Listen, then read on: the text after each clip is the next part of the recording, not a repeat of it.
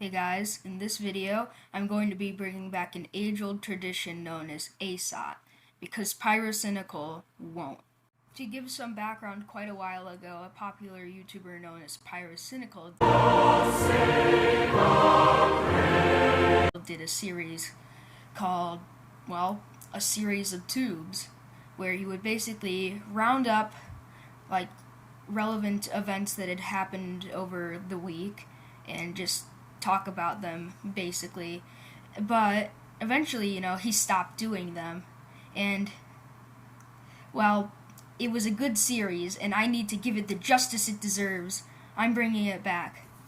And although he's uploaded a video recently saying that if he hits 200,000 likes, he'll bring it back, I'm not so sure I trust that, and it's not necessarily looking like it'll hit that mark. And that's why I've taken it upon myself to keep A.S.O.T alive. That said, wow, not even a month into the new year, and needless to say, a lot has happened already. So without further ado, let's dive right in, shall we?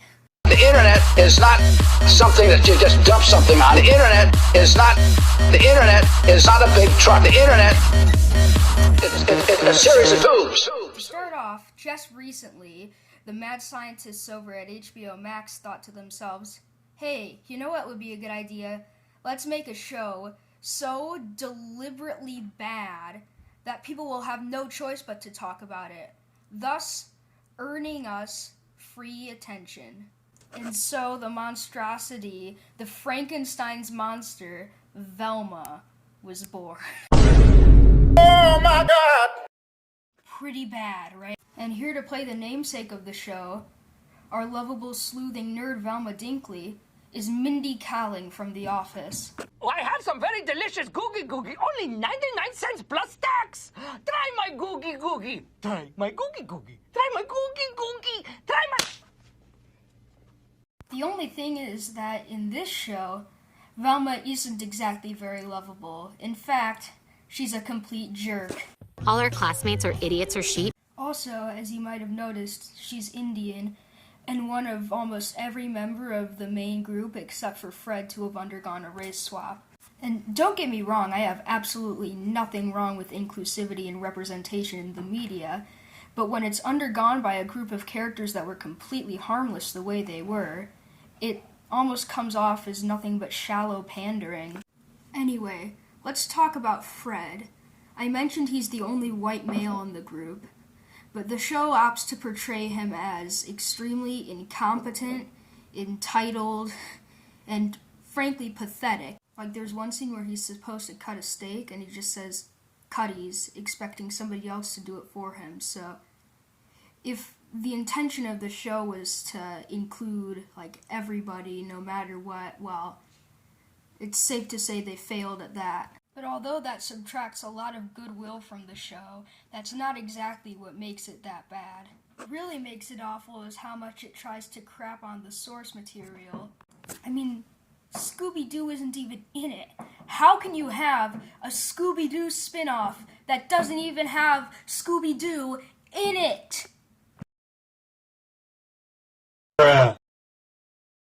As a matter of fact, the main focus of the show isn't even on mystery solving, but rather a generic high school life plot. It's almost as if the show has become a Saved by the Bell clone, essentially. Even worse is how the show tries, and yes, fails to utilize self-awareness. Pay attention to this line of dialogue from the teaser trailer. Dear HBO Max, I just learned you intend to make a genre-bending comedic origin story of Judy Jetson. When I heard this new version of Judy Jetson wouldn't be boy crazy, the only word I had to describe my disgust is jinkies. If there is one thing the internet agrees on, it's that you should never change anything ever. I hope you die. Sincerely, Velma. Well, at least Judy's still white. And also this. Mystery and solve it quick because I'm in your house. A serial killer calling from inside my house? Yes, that's a classic, and that's my point. Why change anything when the classics all still work, right? I want to see your boss, HBO Max. Anyway, I digress. Looking over towards the writing, let's just say it's, how should I put this? something else. She has no brain! Oh, I am not dissing her. She has no brain! You make me angry, HBO Max. Defendant. We met at lunch in the 8th grade when he confused me for a beanbag chair. Class. I have a disease where I can't recognize people who aren't hot. My doctor says it's basically sickle cell for rich guys. Is it called rudeness? It is. Do I know you? It's Velma from school. You cheat off me in Spanish because you think I'm Mexican. Attack.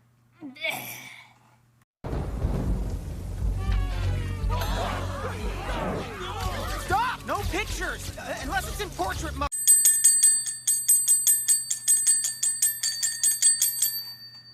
Okay, but Breaking Bad references aside, if I were to sum up Velma, I'd say it's just this miasma of filth and horror. Anyway, I think it's about time we move on to our next subject. Next up, we have the Logan Paul Crypto Zoo, and I hate using this word because it's lost all its meaning. Drama. Now, Logan Paul, we all love to hate him. He's the obnoxious, immature brat who makes content for other obnoxious, immature brats.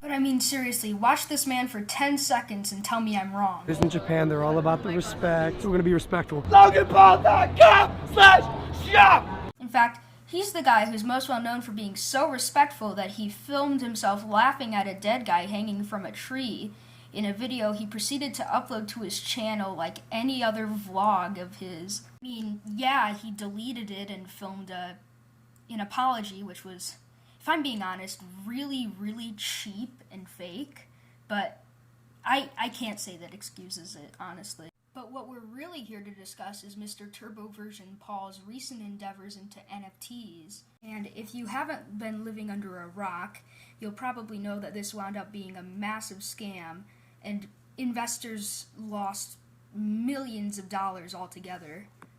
But anyway, this frankly brilliant YouTube journalist, CoffeeZilla, made a series about this, essentially just an expose on Logan Paul's scam. By the way, I highly recommend CoffeeZilla's channel. You should definitely check it out. But in response to Coffee's series, Logan uploaded this video essentially just slandering CoffeeZilla, like calling him a liar, only obsessed with like money and spreading gossip. He threatened to sue CoffeeZilla. It was absolutely insane. He also kept saying it was never meant to be a scam, and I'll be honest, I don't think it was actually Logan deliberately trying to scam people. It was just him being really stupid and hiring like actual criminals. It's a long story. Again, you should check out CoffeeZilla's videos on it. Needless to say, Logan got quite a lot of backlash for this, and in true YouTuber fashion, for the 9 billionth time, he caved.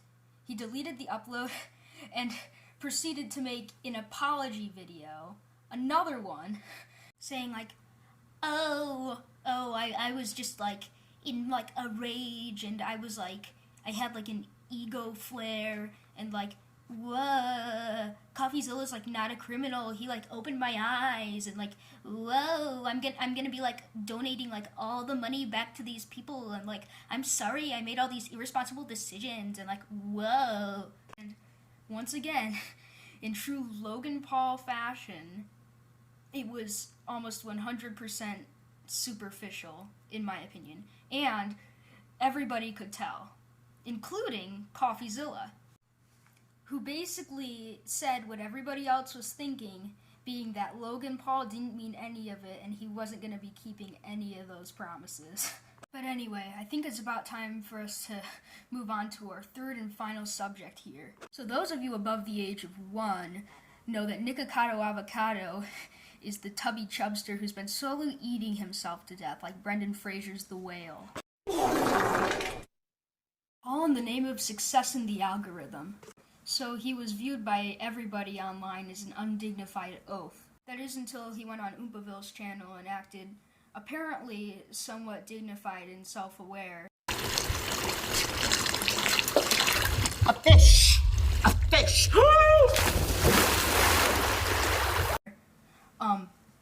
So, for a lot of people on the internet, he started to become something of a positive, dignified figure, although personally, I just didn't see it.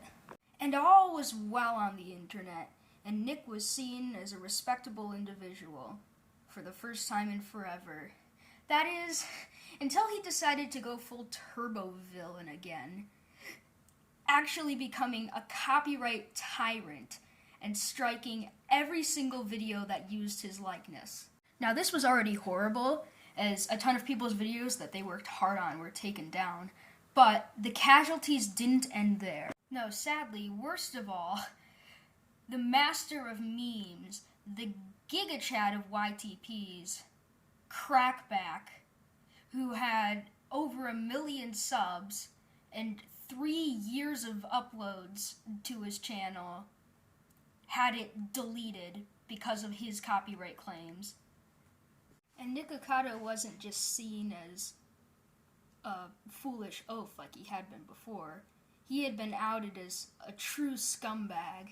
But there is light at the end of the tunnel, as Crackback released a tweet that implied that he may be making a new channel sometime in the near future after taking a short break. So hopefully this story will have a happy ending. With all that said though, I think that's going to do it for this video. I know I've never really done something of this scale before. It's very new to me, but if you like the video and you want to see more, please make sure to subscribe. I really appreciate it. It really helps out, and until the next one, see you guys.